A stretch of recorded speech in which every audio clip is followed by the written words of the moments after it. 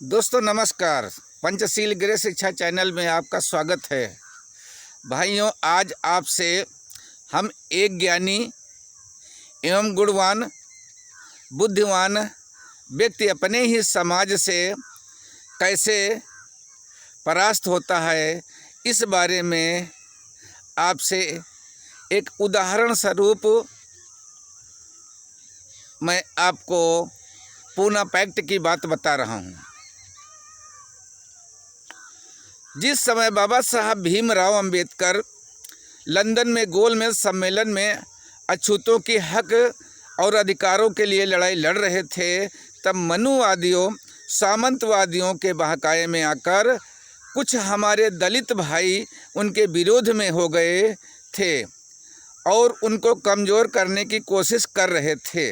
London में उस समय विचित्र स्थिति वहाँ पर थी, जैसे कोई बात गांधी जी के मुंह से निकलते ही भारत में भी गांधी जी के संकेत पर कुछ मानसिक गुलाम दलित बाबा साहब का विरोध करने लगते थे। जब गांधी जी ने कहा कि अंबेडकर अछूतों के सच्चे प्रतिनिधि नहीं हैं, तो झट से भारत के मनुवादियों द्वारा पाले हुए दलित समाज के कुछ लोग लंदन में ब्रिटिश प्रधानमंत्री के नाम टेलीफोन भेज देते थे कि डॉक्टर अंबेडकर को हमारा प्रतिनिधि बिल्कुल न समझा जाए। भाइयों, हम उनके विरोधी हैं और हमारे वास्तविक प्रतिनिधि महात्मा गांधी जी हैं, जो दलित समाज के लोग मनुवादियों के गुलाम नहीं थे। उन्होंने समुद्री तार भेजकर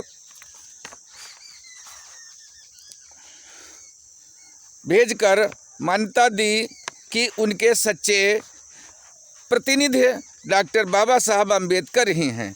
दोस्तों, उस समय गरीब दलित एक तार भेजने में 50 रुपये खर्च करता था और हमारे दलित गरीब थे, इसलिए 50 रुपये उस समय बहुत बड़ी भाइयों रकम थी।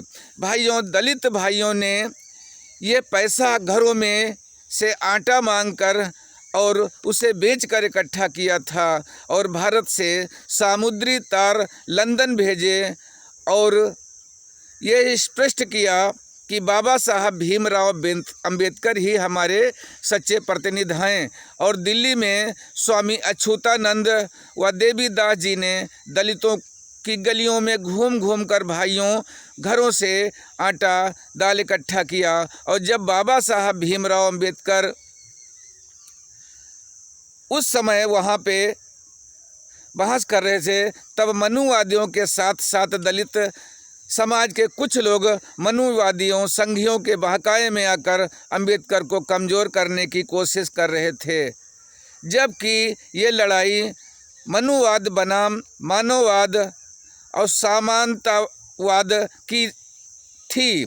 लेकिन भाइयों, अपने लोगों में ही लोगों की पहचान जिसे सही करना आ जाएगा, वही समाज की सच्ची लड़ाई लड़ पाएगा। नहीं तो जो बीच के लोग हैं, हमें दलित भाइयों को इधर उधर कुछ लालच के प्रति इधर उधर उनके मन को बहकाकर हमारे समाज की लड़ाई को कमज़ोर करेंगे।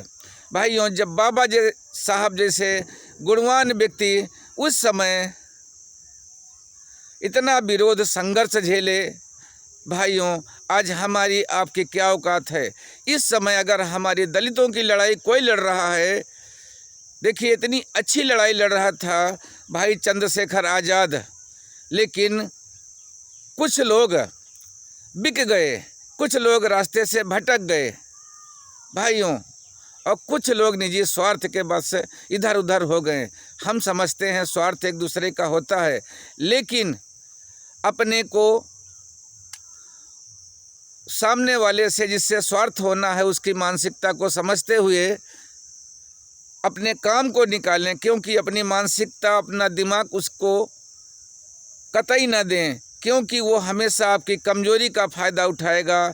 जिस तरीके से हमारे दलित भाइयों को आगे कर बाबा साहब को परेशान किया गया, भाइयों पूना पैक्ट में जो स्थिति बाबा साहब के सामने खड़ी कर दी महात्मा गांधी एंड उनकी कंपनी ने, और फिर दूसरी मुसीबत हमरे दलित भाइयों ने मनुवादियों के कहने के से बाबा साहब को परास्त किया। भाइयों, बाबा साहब जैसा गुणवान व्यक्ति आज समाज में आना दुर्लभ है, लेकिन अपने भाइयों में आप एक अच्छी सोच पैदा करें, उनमें हितकर अहितकर लोगों को देखें कि ये समाज के लिए हितकर होगा कि इधर उधर की बात फैलाकर अहित पैदा करेगा। भाइयों, जब तक ऐसी परख हमारे लीडर लोग नहीं पैदा करेंगे तो जगह जगह डंडा खाएंगे, गोली खाएंगे, गाड़ियाँ तोड़ी जाएंगी, लेकिन हमारे ही भाई उन्हें उनके दिल को छलनी करेंगे। भाइयों, पूना पैक्ट का संदर्भ मैंने आपके पास रखा। अगर आप लोग समझते होंगे कि डॉक्टर साहब पर्चा लिखकर बोलते हैं, भाइयों थोड़ा बहुत तो लेख तैयार करना पड़ता है, क्योंकि हमारा लेख शिक्षाप्रद ज्ञानवर्धक भाइयों इतिहास से जुड़ा होता है, बड़ा होता है। इतना बड़ा हम अपने दिमाग से नहीं बोल सकते हैं। भाइयों, हमारे लेख को और हमारी बातों को हमारे जज्बात को समझो और समाज को एक नई दिशा की ओर चलो। हमारे वीडियो को देखो और भाइयों हमारे वीडियो को देखो और लाइक व सब्सक्राइब करो। आपके लाइक व सब्सक्राइब जैसे आशीर्वाद से हमें बोलने की आज़ादी मिलती है। भाइयों, बहुत बहुत आप सबको धन्यवाद।